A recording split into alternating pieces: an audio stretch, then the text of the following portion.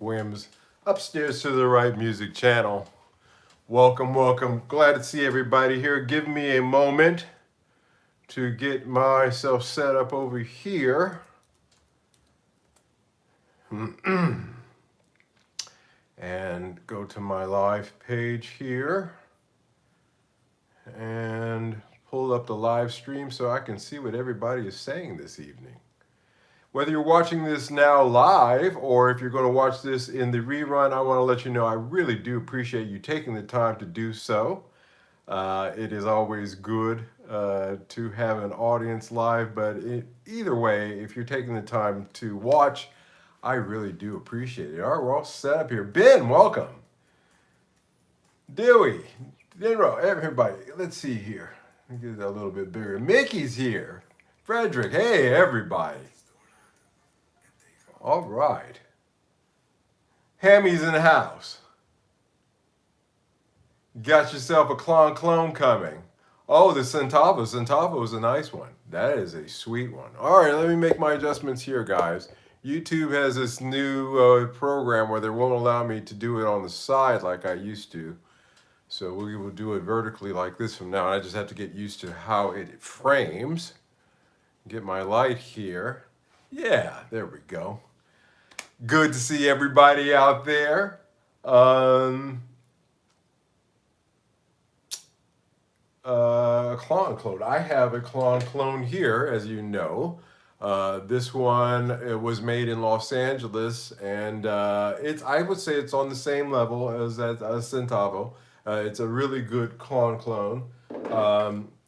The funny thing with the clone thing, I can never make it work on my pedal board. Because a pedal board, is a jigsaw puzzle. It's like, well, do I really need this? Or if I need this, how can I make room for this? And that's why the Zoom Multi-Stop really was a lifesaver for me. It took a lot of, it's a Swiss Army knife kind of pedal.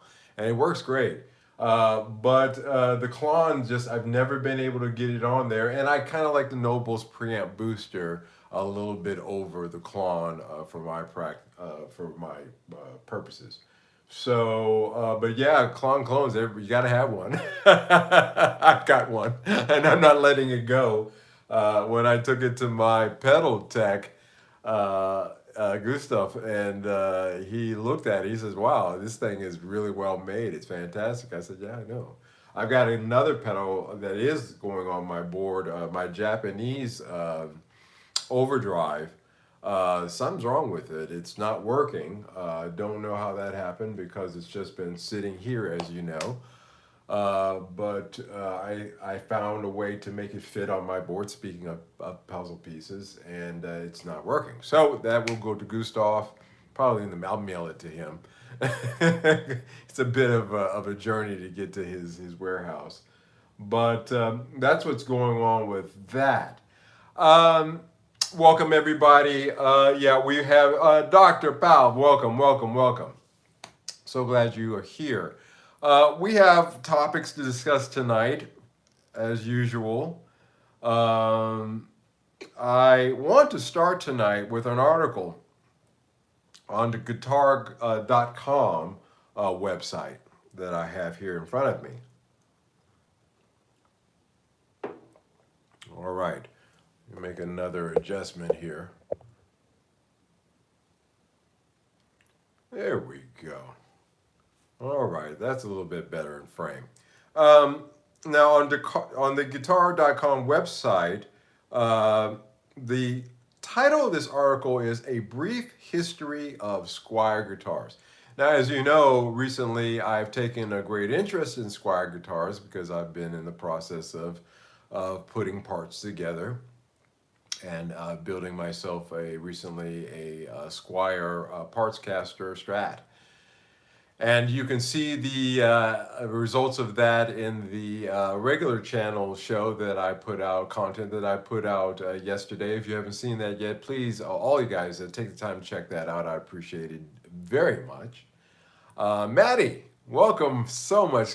Glad to have you here, Maddie Two Hats. Maddie saw the show. He actually commented down below in the comments of it, and I appreciate it. Made me smile. Thank you, Maddie, for that good word. But yeah, so of course, when I see an article like that come up, I'm interested in reading it. But I couldn't get past the first paragraph on this one, guys, without getting a little frustrated. I guess is the best word we'll use. I try to keep this PG. We'll say frustrated. Uh, yeah. Well, you know what, guys? Funny. I've got coffee tonight. It's mostly milk, but I'm actually drinking coffee tonight. It was a long day today. I thought I could use the extra boost. Fender's budget brand has a fascinating history all of its own.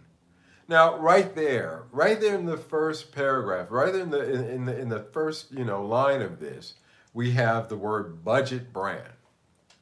And guys, I'm a little bit of maybe call me crazy. Great work on your Squire acquisition and project. Love the cream pickguard in front of the burst. Yeah, like I said, I was mentioning in the content that I put out yesterday that a lot of people will put in a fully loaded pickguard in. You can get them in different price ranges, but I couldn't see myself doing it. I mean, that was 20 years of patina that's built into that. That's the cream that everybody wants. I mean, we're going to get into that tonight. I don't want to get away from this opening subject, but we're going to get into that tonight about patinas and staining and stuff like that. Um, Fender's budget brand. So it kind of makes me see red because I have traveled around the world, literally. I've lived around the world, literally. Dual line from Los Angeles to Japan to Singapore to here in the Netherlands and then back around to LA. You could see that I've lived around the world for a number of years in each of those places. And I've traveled a lot of places in Southeast Asia, here in Europe, of course. I'm here now. Been a lot of places, seen a lot of things, and came to the conclusion that when I see something Fender's budget brand, I wonder whose budget are you talking about? In Australia, and if there's anybody out there from Australia in our live stream, you can pile in on this one. The import cost and VAT taxes and the other taxes that go on bringing even a Squire into Australia makes it astronomically expensive. Astronomically expensive. Therefore, making it, there's a reason why there's so many of those, I'm not going to say court, but true budget guitar. I mean, not even that. Uh, Crap guitars that are unplayable. That a lot of people can only afford those. Let's just put it that way. I've been in shops in Cambodia where I saw a rack full of guitars that would just fit the T to that. I'm also we take the U.S. dollar number and double it from there. There you go. There you go. So that blows. Thank you so much, Maddie, for chiming in on that, co-signing on that. When you start adding that in on even a Squire Affinity, is it, by whatever this writer's apparent Western myopic viewpoint of what a budget guitar is, flies straight out the window. And it always, creams my corn, as Penny from Big Bang Theory said once. When I read stuff like, let's continue on. Let's go through that pair. Let's continue on because it gets interesting. It gets to the point that I'm trying to make of this. Most guitarists know the Squire brand by its association with Fender. Hell, if you're reading this, there's a fair chance that one of your first guitars was a Squire. Now, there is a not so subtle dig that it is a beginner's guitar. So we've got budget in the title, now we've gone, it's a budget guitar for beginners. And we've already, kind of tore apart the budget concept that this writer's put forth. This is all topping points from Fender, by the way, just so you know. But just really just infuriates me when I read this stuff. there's a lot of bands, and we talked about this, that are rocking Squires out there on stage. There's a lot of professionals. I know of two guys that are playing in Vegas, in gigs, and they're rocking Squires. There was that one guy that was rocking a Squire, doing the kind of same work on YouTube. Uh, you know, Squires are accepted now as there's a correlation between the reason why you're seeing happy Sunday, everyone. I hope you're doing well. Hope you're doing well too, sir. We are doing well indeed. Thank you so much for asking. Um, there's a correlation. 16 people out there, three likes. Hit those likes buttons, guys. Thank you so much. There's a correlation between what you're seeing with the iPhone prices, like the new Joe Bonamassa is like 15.99, dude. 14.9, 15.99 for the new Joe Bonamassa, and it doesn't have Gibson pickups. That was a bit of a bait and switch thing. Also, I'm starting to think that whole 59 limited edition guitar was one big bait and switch. It wasn't limited edition. They put in those Gibson pups in there with the impression that this is something that they're going to do going forward with all of their top tier line. And now when you get to the upper echelons, you're still dealing with Epiphone Pro books, which are great pickups, by the way. I'm just saying that, there's a little correlation there. Uh, uh, I am a computer. Okay, great. There's a little great. Nice to have you here, computer. There's a little correlation there, and this, kind of thing with Squire being a first guitar as well, because it's implying to you that you need to trade up. It's implying to you that this is just a starter pack, so to speak, and it's really marketing mumbo jumbo, and just in the first three paragraphs. This is because generally Squire is the import brand that sells budget-friendly Fender style guitars. Fender style guitars? You can get Squires that have the exact neck width dimensions of a Fender, body width dimensions of a Fender. They haven't been shy about that.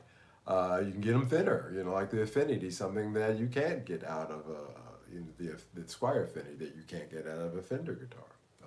So in terms of thinness, so some for everybody in the Squire family out there. And again, here we have again the budget again. So twice we've used the word in this first paragraph. We've used the word budget, and we've alluded to it being a beginner's guitar. And so I read that, and I just said to myself, boy, that is quite a myopic viewpoint on Squires. And again, and the other thing that where it kind of ties in with Epiphones is that Epiphones are now being accepted. We have a $1,000 Squire here, new Joe Bonamassa just for 35. Dig that, guys. Dig that. Okay? Dig that. Does that sound budget and first guitar to you? You think somebody's getting $1,000 Squire or a $3,500 Squire as a first guitar? I don't think so, dude. I can't even get it right now as a last guitar. Wouldn't do it anyway. There's a correlation there because Epiphone is obviously saying, "Hey guys, we've proven ourselves that these are great guitars." Even the Gibson guys are coming over and saying, "Hey, we were starting to get into these Epiphones, so therefore we're going to move the tier up." So I've been saying this for a long time. You guys know that I was of the impression that this is exactly what was going to happen with Epiphones. And it is what is happening. And they're doing that based upon the fact that they did well. A lot of goodwill out there for Epiphones, and they're trying to capitalize on that. And Fender, there's a correlation there too with Squire, because a lot of guys out there are saying Squire guitars are great. They're recognizing, they're saying, hey, I'll rock this. I would prefer to rock this over Fender for a lot of different reasons. And so that acceptability is there too. So articles like this are tone deaf in terms of the greater community viewpoint as well. You know, Fender Squire guitars are fantastic. Like I said, it's a Fender Squire guitar. It's not a copy, or whatever. It's a, like you said, there's something in the line for everyone, and people tour with Squires all the time. True, true. Thank you, I am. Thank you, guys. Yes, and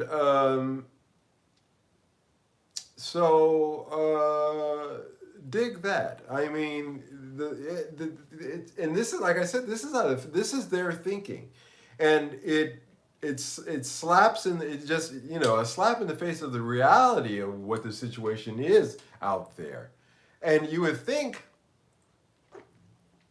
and believe me, boys and girls, when they get wind of the fact that, okay, this budget talk and this beginner talk, is kind of out the window now, then they're going to pull an Epiphone, and you're going to see the $1,000 Squires. You're going to see the $1,500 Squires. Trust me, it's going to happen. And you're going to sit back and say, son of a biscuit, is that Squire really going for $1,500? For a custom vibe? That's what's going to happen. And it's in the cards. It's just in the cards. So I thought I would open tonight with that. Found that interesting. Pedals. I was discussing the fact that my one of a kind, this is for those of you guys that haven't talked about this, but boy, this thing is dusty. Man, it's embarrassing to even show this on the screen. It's gotten a layer because it's just been sitting up here. But I pulled it out. This is my overdrive, made by a private maker in Japan, pedal maker. An excellent overdrive. I think I found a place for it on my board. I'm happy I never got into what the headstock says. If it feels good, plays good, and stays in tune, it's good. We're going to talk about that in the part 3 of tonight's discussion. We're going to talk about guitar, neck woods, and things of that nature, and some other issues. But this overdrive just died out on me. So I'm going to have to invest in sending it to my tech, which I am so lucky, because this guy can make this thing better than what it is. If I say to him, hey, take a look at that and see what it is that you can do to improve on that, he will do it. But I think he's going to open this up and tell me it's another good one, because the Japanese guy who makes these is world renowned. A lot of top cats use his pedals. While the Squires go up in price, the value of our dollars will shrink, which makes the gap that. Yes, there's also an inflation factor in there as well. Before I get into the pedal thing, I'll skip back to the last subject.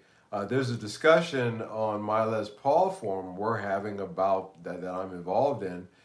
That exact subject is coming up. We're discussing the effect of these price increases with Epiphones and Squires, and is it really worth it?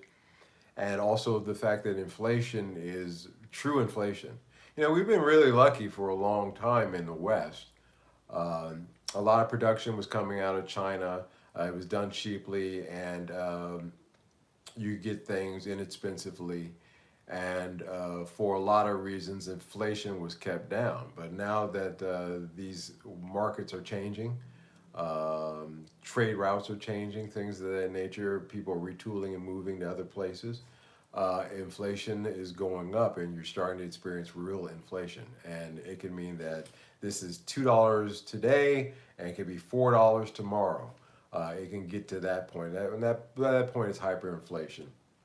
I'm not saying that we can get to that, but we are certainly seeing a true inflation where every few months, it scales down as you get closer to hyperinflation, obviously, but every few months we see these price increases. So there is a big part of that. I think we're getting, I said, because they start, those forums, they get into these arguments. And they get into, well, you said this and I said this, and it's like, guys. The point of this whole thread is, are we getting, screwed over by Epiphone, or is inflation making us poorer? I vote C, both. ¿Por qué no dos? Really, because yeah, economic winds of change, which gets us back into pedals. Hey, thank you so much there, Don Juan, for bringing us back to this topic, pedals. I'm lucky because, like I said, I'm not in the market to buy pedals. As a matter of fact, I came to a conclusion, guys. I tried out the M1, as you know. This is the other AMT pedal. This is one of, I've had several now. This is, I think, my fourth or fifth AMT pedal. I have the AMT Legends F1 here on my board, but I have this.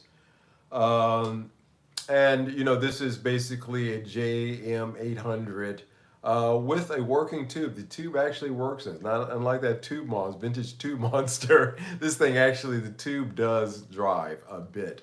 It does work. Um, but ever since I started playing that Strat through my board here, I really realized that I like the Fender Clean. I like the initial concept of setting up a copy of a Fender amp in an ampless board, and I've achieved that. So this, as much as I enjoy having that overdrive, that drive of the JM800 in a pedal form, an excellent pedal, I'm just finding it as something that I don't really need, and so I'm selling it. So this one I'm putting in repair. This one I'm selling, and I am back into looking at the pedal situation again as a result. Because at first I thought to myself, well, maybe I could trade this with my guy. But he told me, hey man, it's blood in the streets. That's why the great pedal sell of 2023 to question mark, the title of tonight's show. That's the main topic. Because he told me, he was like, dude, nah, um, you know, you know, and he's got a lot of pedals. He's built himself quite a collection for sale, and he's saying that things are just not moving. And when I take my casual flip through Reverb to take a look, I see that most pedals in the AMT pedals I'm talking about, and checking the prices of those, I would say that 70% of them have been up for a while, and of that 70%, most of them have marked down at least 10%. Um, so of their initial asking price. So, not a lot of movement there.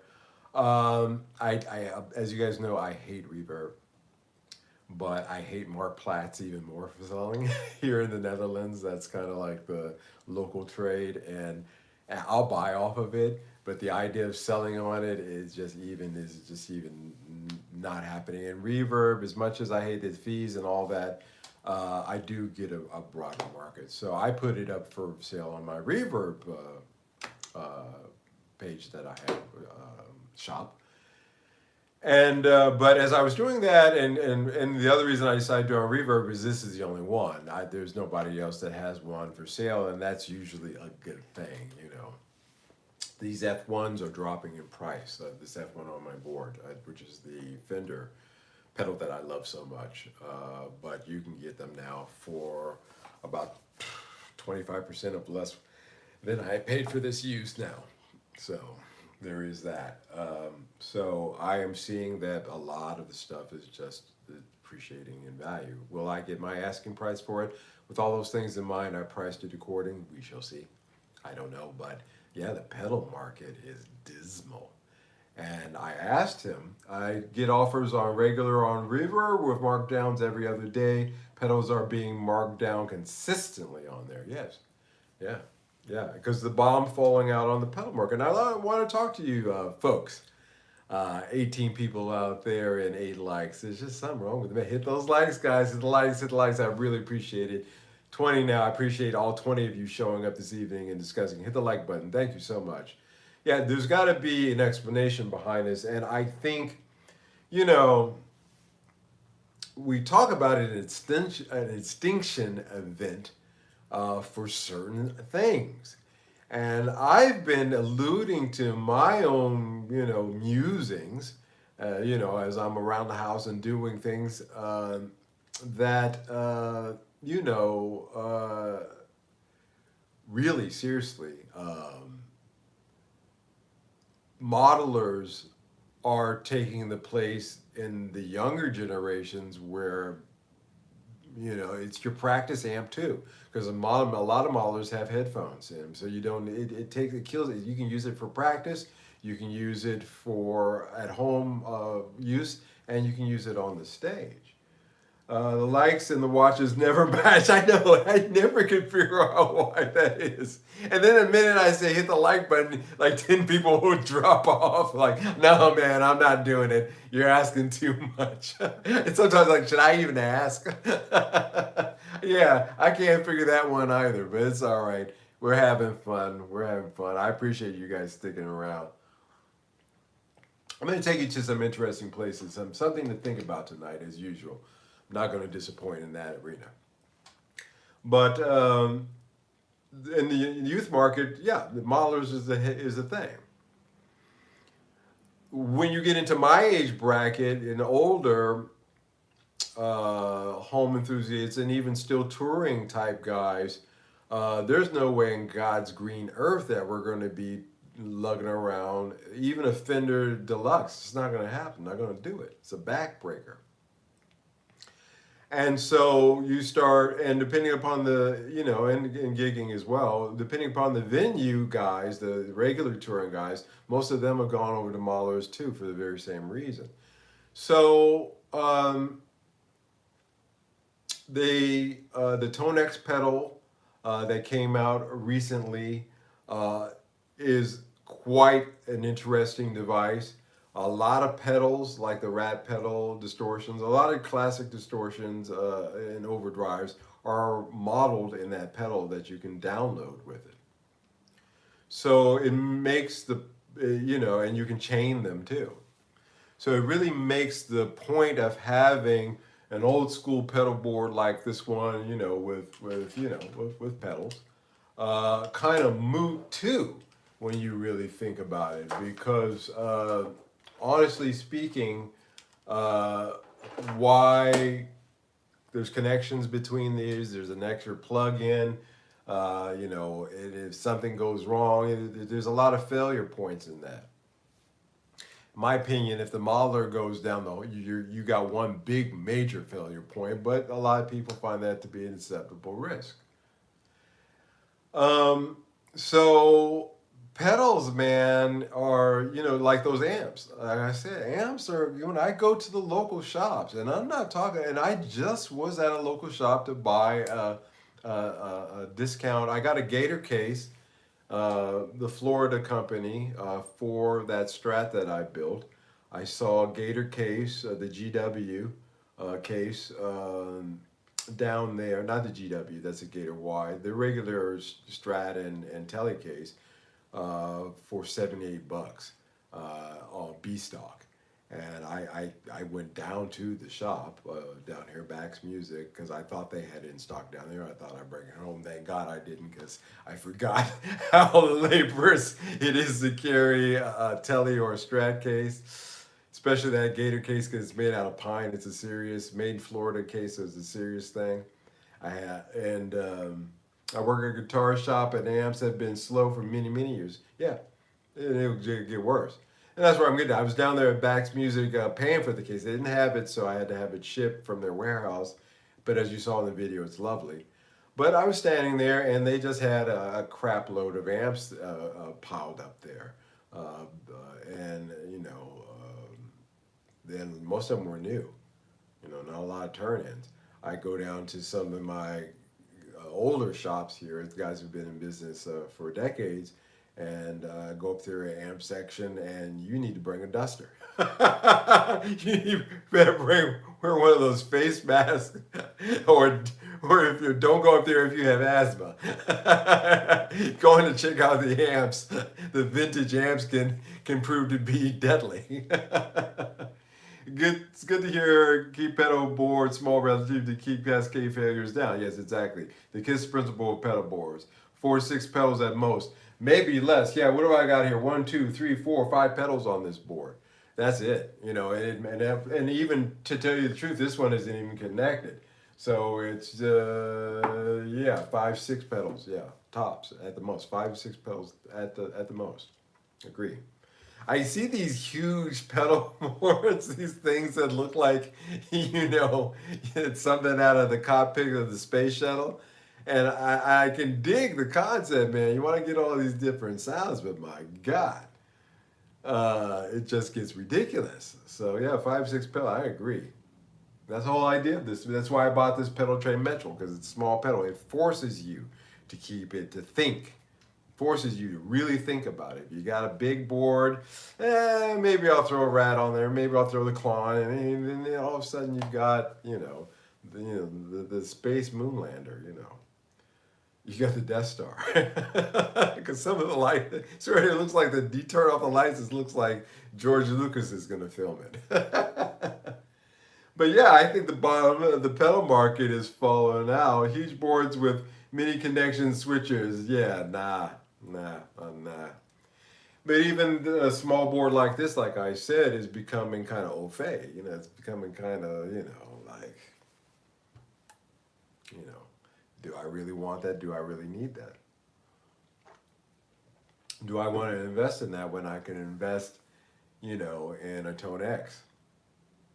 And that really and look at that money and that kind of investment down the line. $5,000 worth of gear off to play a gig for a free beer. Dig that. A lot of those gigs that I was playing with my own band down in Tokyo, we were getting paid, but I told you they wouldn't give us the bar. So, and then when we were doing really well, they were trying to come up with excuses for trying to get the door.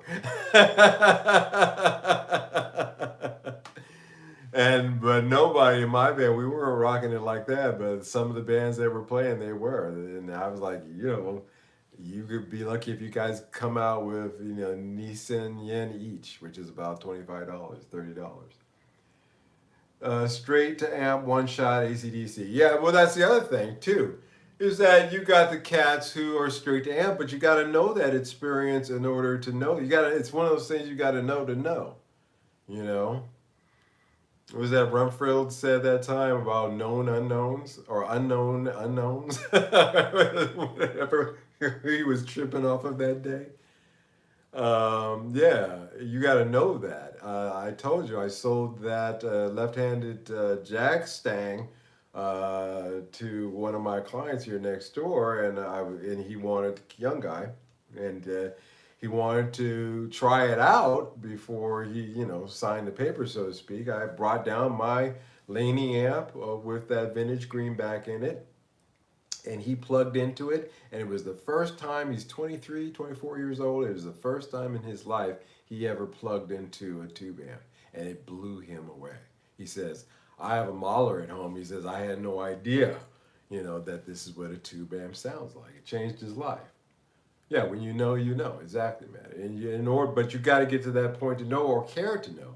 And his view, being a guitar student, and all the rest of the students there, they're all buying Mahlers. They're not even my Laney. Coming down the flight, because I'm on the top floor up here, so going down those flights of steps and taking it down to the street, I was like, wow, I wouldn't want to have to do this, because even that Laney, it's a 1x12. It's the first version of that Laney, which is better than the second one. They always come out with a Mark II, and it always sucks. If you're going to get that Laney like mine, get that first one. Tube amps just push air, and it's a feel like no other. Yeah, it's the air push. And also, when you get that volume up on that 1x12, my Laney above 7, it does something. You start to get all the harmonics of your pickups, and that vintage Pulsonic cone, it works its magic. It's true. The Pulsonic cone has a certain quality to it. Just like a 65 Jensen cone, if you want to get that Fender cleanness, that's the way to go.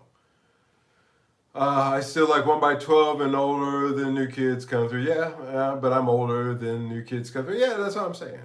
Yeah, and that's the thing. But that's the shift. And so pedals, they're just falling through because people aren't out there buying them. And for a myriad of reasons, and the Mahlers just piled onto that. They just piled onto it.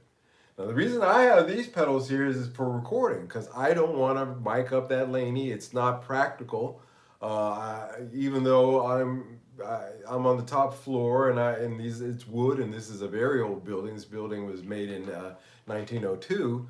Um, I wouldn't disturb the neighbors in that sense, but it's just not practical. It's not something that I want to do. I don't want to crank it up in this small room. So building a board like this Amplus rig, spec'd around a fender, uh, is something that was better for me, but it's not cheap to do.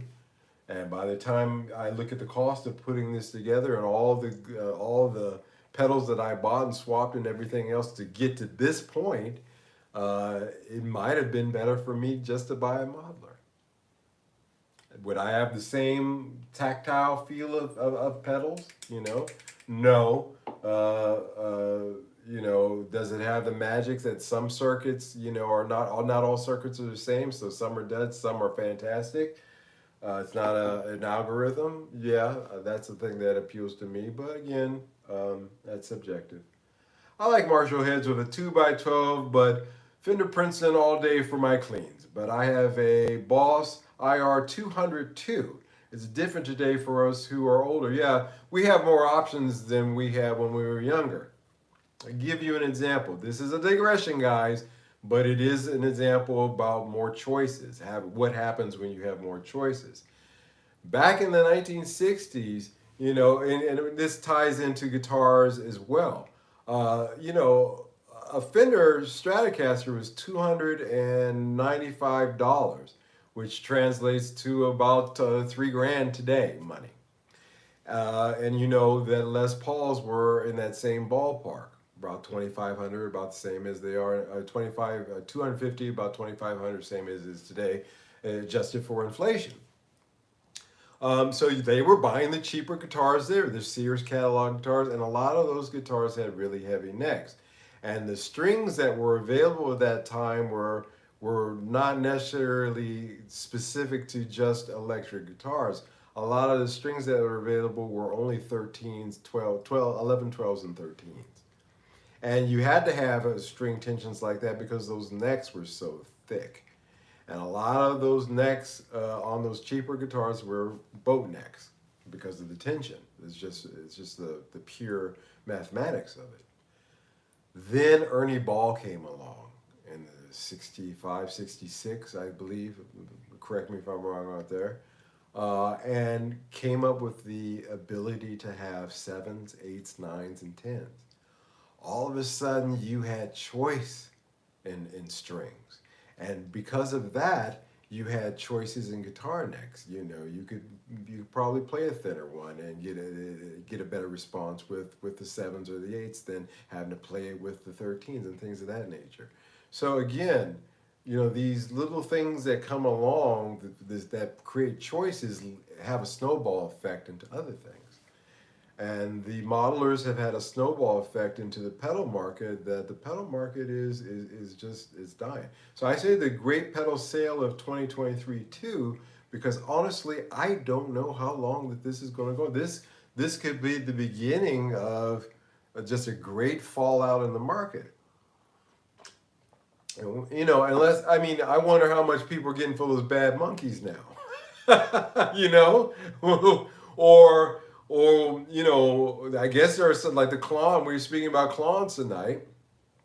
Klon and Klon, the real thing, the original. Will the market fall out on something like that? Probably not. I think that has now fallen into the mythical toyland like the 59 Les Paul. So some of those things are always going to be market proof, but they're not going to be getting the astronomical prices that people were asking for them. Pretty sure when Fender purchased Squier, they were a string manufacturer. They actually no. They started out making instruments, but their strings were something that was very popular, and and that was the part of it that they bought. But again, like I said, they were making strings for classical instruments and for classical guitars, things of that nature, acoustic guitars. And even the Fender string line, it used to be that all Fender guitars at a certain point, when they bought them Squier out, came with Fender strings. They'd even give you a packet. If you look on Norm's Rare Guitars and he pulls out one of those old Fenders, sometimes there'll be a pack of Fender strings, or Squire strings, I'm sorry. Squire branded strings. So yeah, true. But yeah, those kind of choices, lead to snowball into other things. And I think the pedal, I don't know where this is going with the pedal market, frankly. I don't know.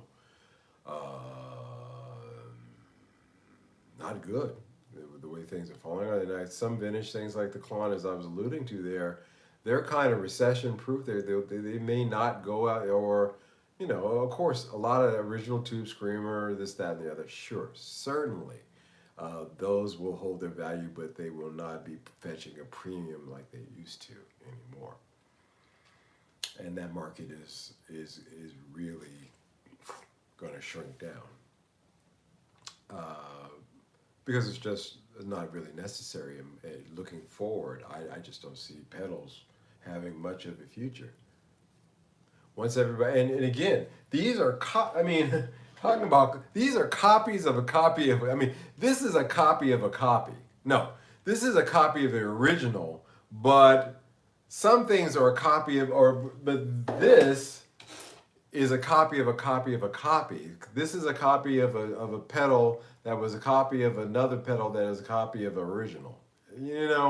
And a lot of these circuits, we were talking about that last week, are copies of copies of copies. They keep coming out with these different pedals every year, but it's all riffs on the same note, It really is. And it just, that in itself will kill a market. If you're spinning the same, thing, well, you got to have the Tube Screamer 8000, man, because we found out that these diodes that are made out of silicon from the beach of Monster Island, you can only go there certain times a year because Godzilla gets pissed off. If you get into his surf time, it's just ridiculous stuff like that.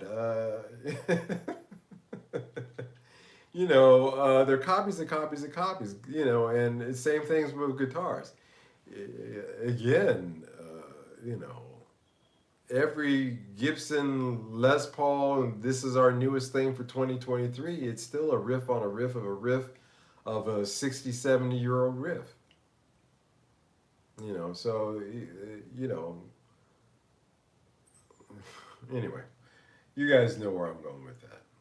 All right, enough on pedals. Let us move on. We were alluding to earlier here in the chat about the Squire, stick with the classic boutique pedals, Boss, MXR, and EHS. I agree. I couldn't agree. If you're going to go that route, stick with it. And, hell, Boss pedals, if you can't do it with Boss pedals, then it's just not going to get done because, geez Louise, they got 50 different riffs on their distortion. You got distortion, the super duper distortion, the super duper duper distortion. Their metal pedal, it's been around for decades and it's still the preferred pedal for doing metal tones. Just that one pedal and your amp, you're good, you're golden, good amp. But yeah, guys. So in the course of having these discussions over the last 2 weeks or so, I've been contacted by people in my email, and you guys are always welcome to reach out to my email, upstairs to music at gmail.com. If you want to talk to me, reach out to me.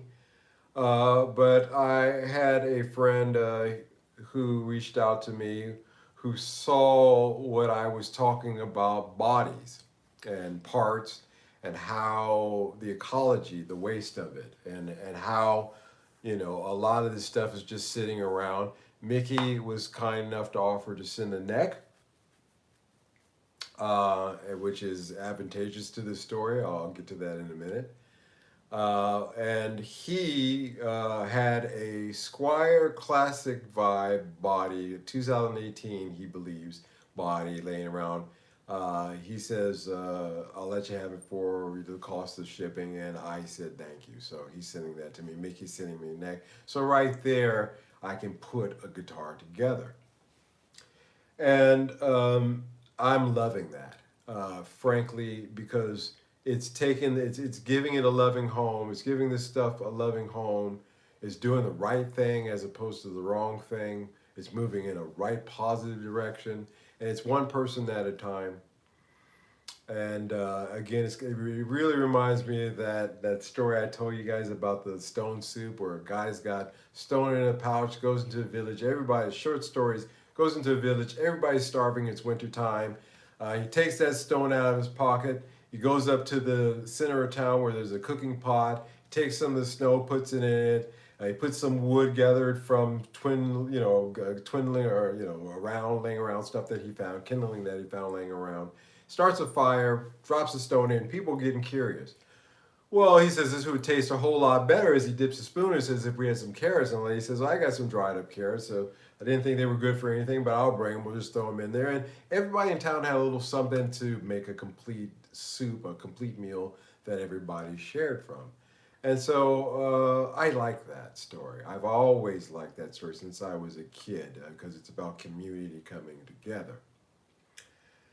And so I thought I would share that with you because it's funny. Here is that white Affinity. If you guys remember, this is the first Strat that I ever bought. This is the white Affinity. It's still around. But if you notice, and I told you guys that I wouldn't do anything to mod this. I'm still not. I'm keeping this again as it is because the tone of this is beautiful. There's something about these 2001 that are, again, notable that they're a beautiful tone. But I found a neck for it because, as you know, I took the neck off of this to do that tester with the other guitar, the SE100. And I ended up liking it so much that I kept it on there, which left me with the problem that I didn't have a neck for this guitar. And I thought that would be what I would do with the neck that Mickey had in mind to send over. But as it turns out, there's another body coming that one is, which is a relief because this came up. This is also an Affinity neck. So this is a 2003 Affinity neck. So that's cool because a 2001 body, 2003 neck. So, and it went in like a glove, hand in glove. Same factory, a year or two apart, these each. So I felt better in terms of putting this back together because I really felt bad. Even removing that neck, I really thought long and hard before I decided to keep it permanently on the other one. But I swore up and down that I would find a replacement neck. Same year I hoped, 2003, that's close enough. So this is back together again. Didn't come, they had stripped the tuners off, they stripped the trees off, that's okay. I will slowly put this back together again. But one of the things that I noticed is the neck or the wood on this. Now, if you remember, great looking rosewood. Yeah, let's talk. I want to talk about that. That's where we're going with this. 30 euros I paid for this. I found it on Marktplaats. And the minute I was sitting there and I was like, oh, I looked at it and the guy had a picture of the serial number on the back. I said, that's a 2000. I said, boy, that's close enough. $30, guys, come on. $30 for this. A 2003 neck. It's an Affinity neck. A lot of people don't like these thin necks. We're going to get into that too here in a minute. But one thing I noticed, again, the quality of the maple and the rosewood, we can talk about that. The rosewood on this one is better than on the, well, I like the streaking in the other one. I wouldn't say better than, but I would say that it's certainly darker. It's certainly more chocolatey and lush. I'm sure you guys can see that on this one. And but if you notice, even though those two necks are only 2 years apart, This one hasn't got that darkening to it, that ambering that the other one had. So maybe it was a heavy smoker, or in that case, I don't know. But this one didn't amber up. But this also has, you can't see it because it didn't, but this also has that figuring in the grain. Now, one thing that was, and I guess this is the reason why the guy sold it to me for, or had it for that price, is right here. There's a divot in the neck right here. The other neck on the 2001 is perfect, flawless, no problems. But there's a little divot here. So what I'm going to do is, as you guys know, you can take a wet cloth, a hot iron, put it on that, and you can steam divots like this out. So I'm going to steam this out, and it'll be a little light sanding, and it'll be as good, very light sanding, and it'll be good as new. You would never know it was there. So that's an easy thing to fix. But for a lot of people, that's that's a deal killer. For me, that's a 5-minute fix. So I did find a neck for this, but it got into the whole thick versus thin thing to me because I started doing a little research into Fender necks and Squier necks, and there came this discussion about the thickness of a neck. A lot of guys don't like these affinity necks because they say they're too thin. They've got to have, they'll say, well, I'm an older guy, I've got to have that baseball neck in order to make it work for me. And I'm not going to take that away. You know, the neck is a very intimate thing on a guitar. Hey, RR, hello, RR, welcome. RR, welcome to you. You really, is a subjective thing. And I really think that thick or thin, it's up to you. I like these affinity necks. I don't know how the new ones are, but these early 2000 necks, I love the way that they feel because it's been worked for a little while. I love it's not slick. Yeah, Pirate in the House. Maybe. We'll see here. I'm keeping my eye on the chat here. So you guys keep an eye on it for me as well. The frets on this, again, they're I would say they're fine. I don't know what it is. I think people buy these affinities. I don't know why it is that they are coming across. There's a little bit of light faded, but that's not damaged. The frets on this are fine. So I'm okay with this. There's no fret sprout on this. This thing is smooth as a baby's bottom. There's literally no fret sprout. So great necks, but I think a lot of guys don't like these thin necks, and that's why they're just buying them and putting them aside. I don't know why this one's been put aside for 20 years, because that's what it seems like to me. Other than that divot in the back, you can see that it's great. It's good as new, especially this fretboard. You are not going to get rosewood like this. It's hit or miss. As you can see, we got 2 examples now. This one would probably be the one that most people would reach for before the other one, but I like the other one too. But neck thickness. Now, another thing talking about guitar necks is I made the statement that this is in this case, a 20-year-old neck, and that over time it's had a chance to dry. Therefore, I said it makes it a more stable neck in terms of hot, cold periods and things of that nature.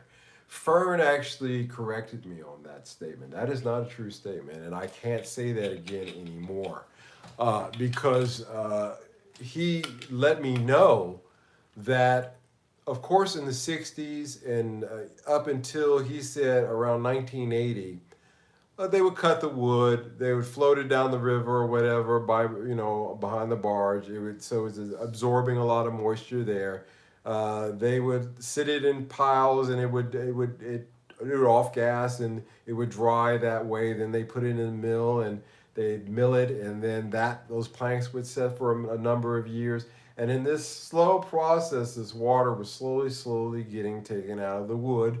And when they turned into guitar neck, 70s Strat, we'll say, for example, um, that wood went through that kind of process. In the 1980s, they started curing the necks, the woods, because it was a lot quicker. You didn't have to go through all that process of getting all that moisture out when you could stick it in a cume and you could cure it by, basically baking it in, curing it in a cume. So Fern said once that process is done, it's locked in terms of what it is, tonality you've got out of this neck, for example. You're not going to get that kind of aging that I was thinking that you would get with an older neck, especially with these Chinese necks, and America as well. He says it's not limited to just this. Most guys, major manufacturers, do that these days since the 1980s, not just these days. So, no, I was incorrect about that statement. So, with that in mind, uh, you know, I think one of the more important things that I found out in terms of wood selection is yeah, it's great to have an older neck. It's great that it's got the patina on it, but that's about all you're getting out of that, other than what it came to the party with after it got out of the cume tonally. Um, they talk about matching the neck with the body in terms of tones. I don't know what, and I guess that leads to the question of tonight out there. So I'm just not droning on by myself, and we're having a conversation here. Uh, what's more important in this situation? The quality of the wood of the body or the quality of the wood materials on the neck? What's more important? Body material, neck material. Oh, by the way, Mike, I love the album as I did purchase on. Hey, Don Juan, thank you so much. I'm glad you liked the album.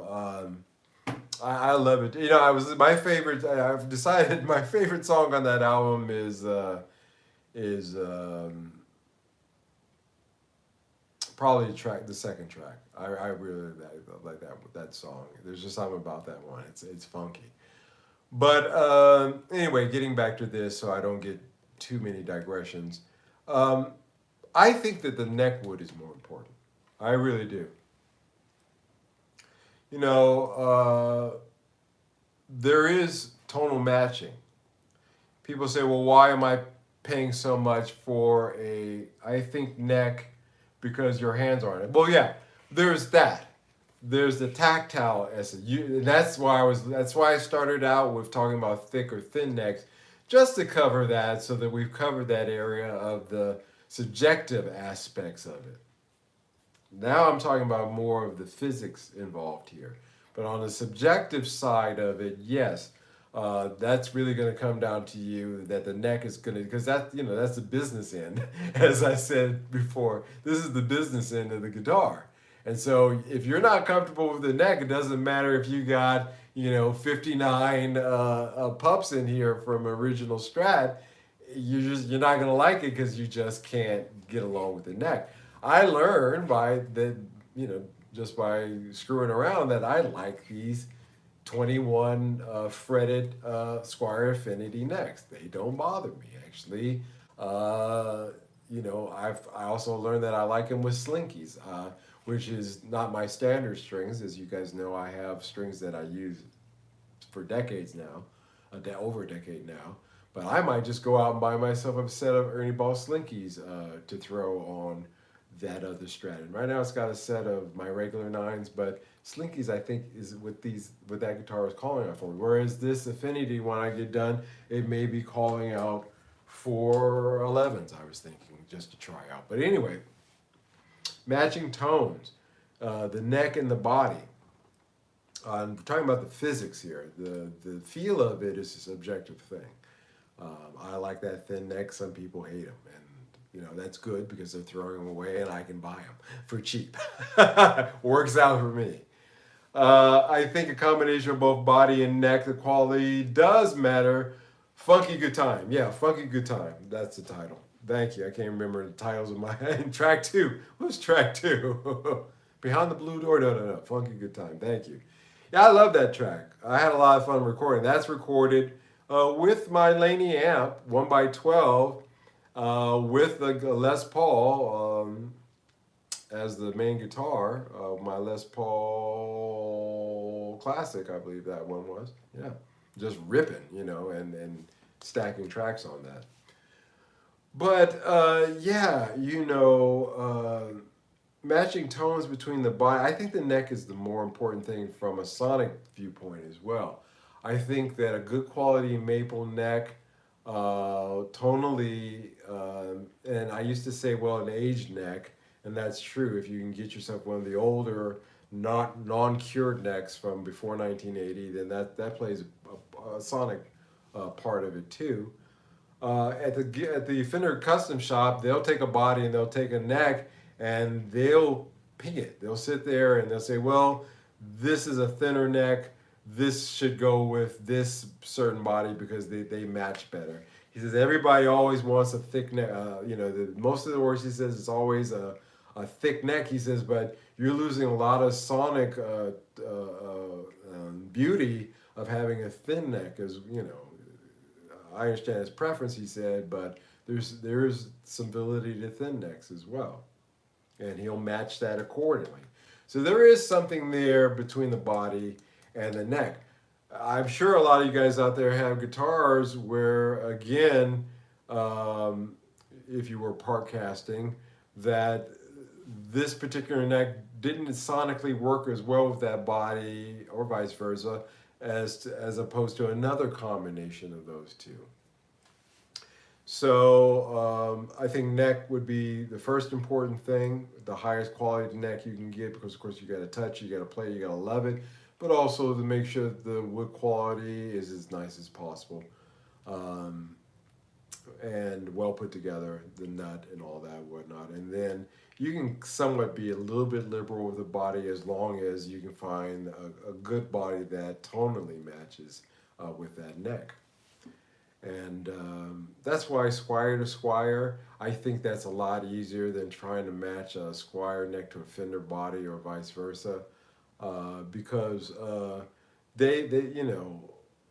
you got a better shot of getting a better matchup that way than even buying a third party neck and putting it on a Squier or Fender body, because then, in other words, they didn't do that kind of tonal check at the factory, but because of just the fact that that's coming from the same pack, from the same line, and from the same pallets of wood, you got a better tonal chance there of putting, like I did in the case of that Squier that I just finished, putting it together with a neck and a body that came from the same factory around the same period, to kind of make that right. The right neck that doesn't fight you too much is great, yeah.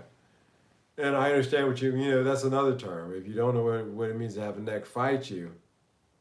Santana said famously that he dropped acid before his performance at Woodstock. He said the neck of his guitar, it appeared to him like a snake, and he had to fight it in order to control it, in order to play it. It came out with one of the best performances ever. So, yeah, fight your neck. That's fighting your neck. Yeah, dig that. And then, again, that comes down to a preference thing. But I think that you got a better chance of the 2003 neck with a 2001 body from the same factory. I think sonically these things will match together. I hope so.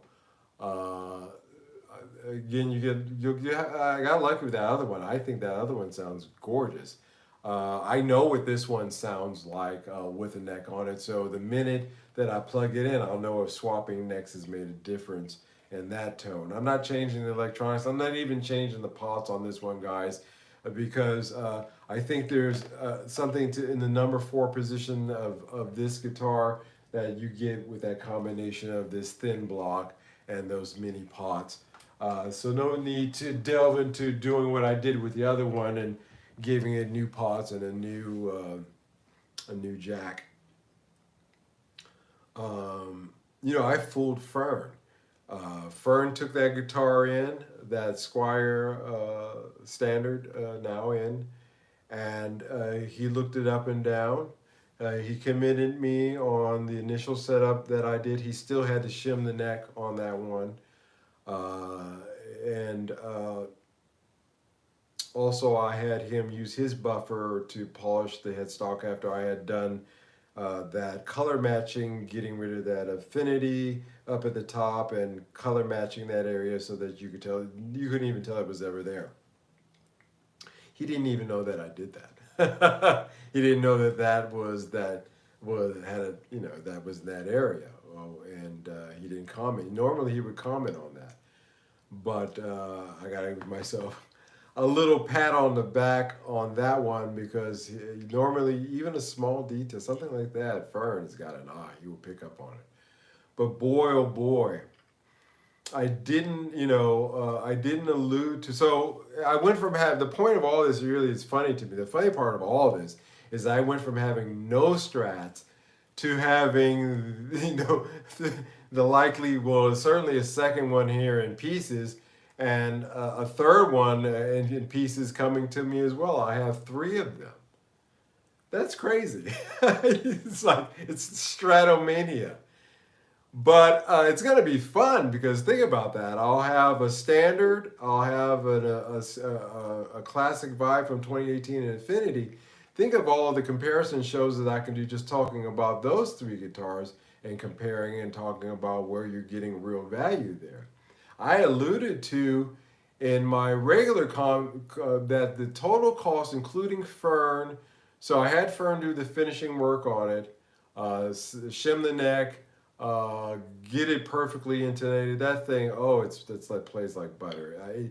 It feels like a far more expensive guitar than the $254 US that I'm into that guitar.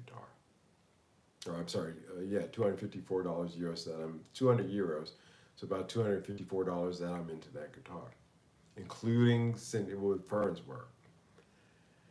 And I made the statement in that you're not going to get a Squire CV for this kind of money. And today, I went on Thomann, and I saw that they're blowing out the Squire 40th anniversary guitars for 298 euros. Now, these 40th anniversary ones are the mint green one with the gold hardware, the most ugliest, I guess you could do something with that, but it just really like Shamrock Shake, if you guys know that color. Shamrock Shake color green with gold hardware, just, oh God, ugly thing. And the black one that doesn't look too bad. But they're blowing those out for $298. So I was gear almost there on the line of saying that you can't get a Squire off the rack for this price. You can get one close to that price. You can get an ugly ass Squire for close to that price I paid for putting that one together. Let's put it that way. I mean, ugly. I mean, it's no. When I saw that, I was like, well, I know why you're blowing these out because nobody wanted to rock this Shamrock Shake Squire. Nobody wanted that. So it's the odds and ends that I guess they're blowing out that nobody wanted, the colors that were really happening for whatever reasons. But still, in all, a small investment and a success by keeping it down in cost by not investing in pickups or anything like that at all. Looking at it from the viewpoint of investing in the caps first, the electronics. In standing up on Squires and Strats in general, in order to start this project and just to sit here and babble on about things and make it interesting, it's just so curious to me the different viewpoints that you get on ceramic pickups. A lot of people don't like these ceramic pickups, but I don't think that I think They plug that thing in out of the box without a proper setup, with those mini pots in there. And I'm not saying them because in the cases of Affinity, yeah, like I said, I'm not swapping the mini pots, they work. But in a full size standard, you really want to go for those 250K pots. I think they plug those things in. CVs, I think, are starting to have full size pots, so that helps. They plugged those older ones in, and they were a little disappointed because tonally, there's a lot of things you needed to get from here to here in order to make it work out of the box. And a lot of people didn't want to do that, especially with ceramic pickups. Ceramic pickups take a little bit of work. You got to lower them down low. You know, these are ceramic pickups. So even these, the heights might be a little high. You really want to get those ceramic pickups down, you know, down low. You'll find when you're doing your final setup in order to optimize them and get the best tone out of them. And a lot of people won't do that. A lot of people won't take the time to do that. Again, interesting to me that, oh, it's not here. Excuse me, guys, I'm gonna have a drink of my now cold coffee. Cold coffee, yummy. It's interesting to me that with this and the reason the guy, I mean, he stripped it obviously. You know, this is the hallmarks of a flipper. That other neck that I bought, that guy wasn't a flip. When I, you know, the guy that I bought the neck, this guitar when it was the original neck and body to this, he wasn't a flipper. He was just selling his Affinity. This neck, so it still had all the hardware. This is the sign of a flipper when you buy it. Yeah, it was $30 and had a little ding here in the back. Like I said, can I even find it blinded? Yeah, here. Little ding back there, but like I said, you can steam that out in 5 minutes. You would never know it was there. But funny to me that, you know, even with something like this neck, you know, it's a matter of investing. It's looking at it and saying, okay, you know, let me do this cheaply. Maybe people will help me out. You never know. Philip McKnight just did a video regarding Squiers being made better than Gibson Epiphone or something to that fact. Oh, really? I'll have to check that out. He knows of what he speaks. I'm not even going to, you know, I'm not going to say everything he says is gold, but dang well 99.9% of it out of his mouth is, so there's something to that. The 40th anniversary Squiers are looking really good with the bindings and tops being used along with rosewood and laurel. Yeah, they are, you know, some of them have rosewood and some of them, you know, are laurel fretboards. There's a lot going on there. If you guys like Shamrock Shake green ones for €298, €298, so about $340 so $50 or so, you can pick one of those up from Tomon on discount. Again, I don't have it here next to me, but yeah, so if I did into dollars, that's $350, $360 for that they're asking on discount on that. Honestly speaking, I paid $254 all in, including Fern for that Strat that I just parts caster. If I wanted to change the ceramic pickups out of it, I just said, which I won't because there's no need to, but if I did, I go to Q Pickups. He has a sale going on right now. He'll wind you his version of the Fender 69 pickups, his version of those for $100, and I'm still under the cost of what, you know, when you do the math on that, under what that Squier is for sale in US dollars with a complete pickup swap. I'm actually around the same price. And at that point, certainly that would make that parts caster Strat still cheaper than an off the rack one on sale, but it would make it sonically just superior to anything you get off the rack. And in my regards, better than a made in Mexico. So there's that. Old Fender Maxi Strats. Speaking of which, old Fender Maxi Standard Strats used to sell with ceramic pickups all the time. Yes, that's correct. Yeah. And that's why people, and again, that's another reason why people were buying those, and the first thing that they would do is swap their pickups if we're putting in to replace them with Al Nichols, typically Al Nickel 5 pickups. And because I think of the fundamental bad word of mouth for ceramic pickups, but as I've told you guys before, there's nothing wrong with ceramic. You just have to approach them. You got to use your ears. Got to get yourself a little screwdriver, a good amp, get your guitar in tune, and use your ears, and make sure all the electronics are right. And I think you find out that you're okay there. But yeah, a lot of people, that's the reason why you can find full pick guards, loaded made in Mexico pick guards now, because people were pulling the whole thing out and just dropping in Fender pups loaded, the whole thing with the switch, Fender pickups, the whole nine. In the made in Mexico's, which kind of defeats. It's like, well, you're spending that much more, so and the pricing is crazy, So it's like, forget that. Of course, it scales up too. I didn't mention that. I'm talking about Squire part casters and keeping them fine, which I consider the CV to be that.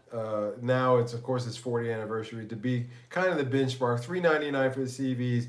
These 40th anniversaries are $2.98 in euros. Just trying to get a benchmark for where I didn't want to go above.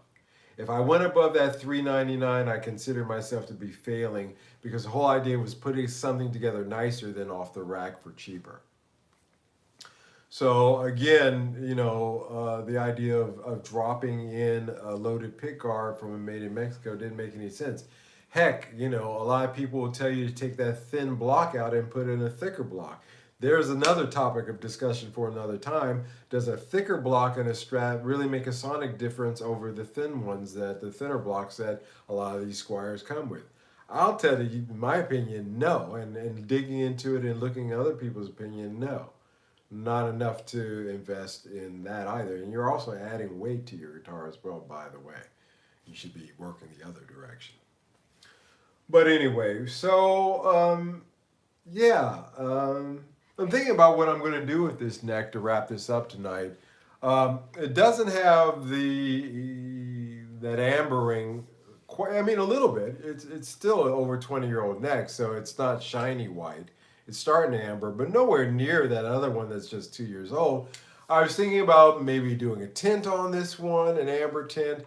I was thinking about doing a flaxseed oil tint on this neck. I don't know what you guys think, or maybe just keeping it the way that it is. Just some thoughts. Don't want to mess with it. Maybe the flaxseed oil would be a little bit too much. That's where you just take flaxseed oil and you just slowly work it into there, of course, to darken it. Whereas an amber tint would be taking some strong coffee, some stewing mac, vintage amber, a few drops of that, and then slowly working that in to give it a tint. Or just keeping it the way that it is. Maybe in the end that might be something I don't know what you guys would do out there. If it were you, what would you do? Would you keep it the way it is? I certainly, again, like I said, I will steam that dent out. That's an easy fix. So something I'm thinking about doing with this one, I thought I would share with you. Mickey, I do appreciate you again making that offer to send the neck over. I do have a body that was offered to me again by another guy. And I think putting those two together makes a lot of sense. So when I saw this 2003 neck, I decided to go ahead with this. But it just so happened that I have that other body coming. So we'll put that together and we'll talk about that and when both those come together. And we'll have some fun with that. And I appreciate the two of you guys for making that offer to me. This community has been very kind to me. I want to thank you guys for taking the time to watch tonight. I want to thank you for everybody who supported this channel by buying the Asanoki is the band name. The album is Ants in the Pantry. Don, want to thank you so much for buying that, brother. I do appreciate that so much. I hope you enjoy it. Uh, Support this channel, guys. Buy that record, buy that album, or buy a single off of it. Buy Funky Good Time as a single. Every one of those dollars actually contributes to this channel and makes it so that I can continue to do this. Right now, YouTube ad revenue is dismal. I'm putting out, my numbers are consistent from what I've always been doing. I'm getting more viewers, but the ad rates of what I used to pay for even this has dropped down considerably. By me recording the Ants in the Pantry album, I wanted to put a product out there that I thought would be something that you would enjoy. First of all, something marketable and not just throwing something together, but really putting my heart, soul into something so that when you bought it, you could feel that vibe that, hey, this is really something that Mike put his heart into. It's not just something he threw together. So I appreciate that on his end, and I appreciate on your end supporting this channel by experiencing that for yourself. So do that, please, guys. Coming up this week in terms of what I will be talking about, I got a soldering iron. As I told you, I had a soldering iron in my old studio in Singapore, but because I moved here and the voltage just changed, I gave it to my next door neighbor.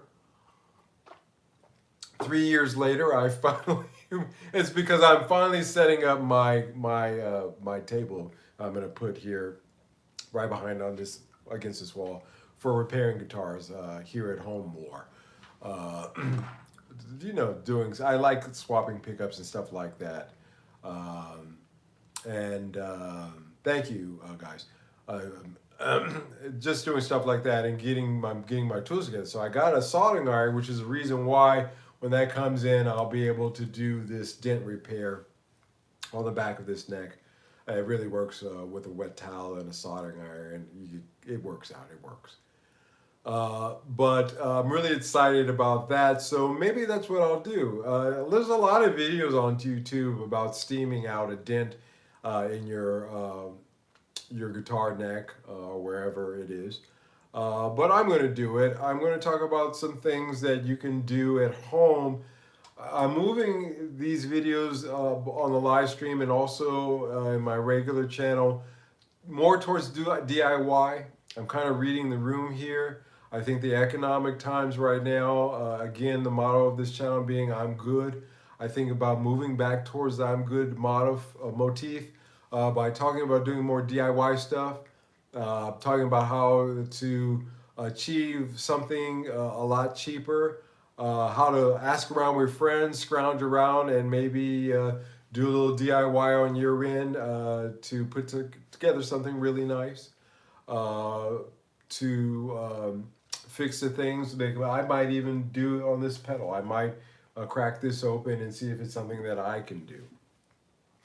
But that's the direction I'll be going in the next few videos. So look forward to that. Some DIY stuff we'll be covering. There's been some questions about staining woods and things like that. That's the reason I was asking about this neck. Maybe doing a demo of staining and what I do, my mixture. How I color correct something like I did with that Affinity logo being removed and replacing it to that amber, that natural amber on that guitar headstock. Stuff like that. We'll see, but definitely one of those coming up this week. I want to thank you guys so much for taking the time to stay until the end watching this live stream. 14 likes, 14 viewers. The math is correct. I can now end tonight and give thanks to you guys for making that work. I hope you enjoyed tonight's topics. I hope it was something that you learned from. I think there was something to make you scratch your head and go, something to consider, something you hadn't considered, something you disagree with. And you're going to write down in the comments section and tell me exactly what you disagree about. I'd love to hear from that as well. Keeps me on my toes. You never know, I might learn something I didn't know. Thank you guys for sticking in there. Ben, Maddie, Don Juan, Mickey, all of you guys, all my regulars out there, all of the community that's been building here. Again, whether you're watching this live or in the rerun, please, please, please, thank you so much. Have a good week. Please take care of yourselves, and we will talk again soon. Bye, guys.